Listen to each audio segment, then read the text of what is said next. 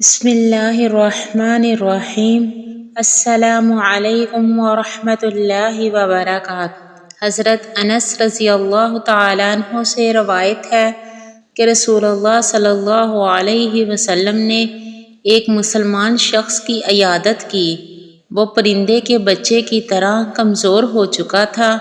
رسول اللہ صلی اللہ علیہ وآلہ وسلم نے اس کی یہ حالت دیکھ کر اسے فرمایا، کیا تم اللہ سے کوئی دعا یا کوئی خاص چیز کا سوال کرتے ہو؟ اس نے عرض کیا، جی ہاں، میں کہا کرتا تھا، اے اللہ، تو نے جو مجھے آخرت میں سزا دینی ہے وہ تو مجھے دنیا میں دے دے۔ تو رسول اللہ صلی اللہ علیہ وآلہ وسلم نے فرمایا، سبحان اللہ، تم دنیا میں اس کی طاقت رکھتے ہو، نہ تم آخرت میں اس کی استطاعت رکھتے ہو۔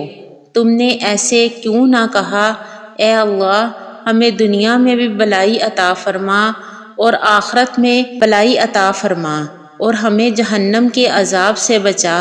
راوی بیان کرتے ہیں، اس شخص نے ان کلمات کے ذریعے دعا کی تو اللہ نے اسے شفا عطا کر دی۔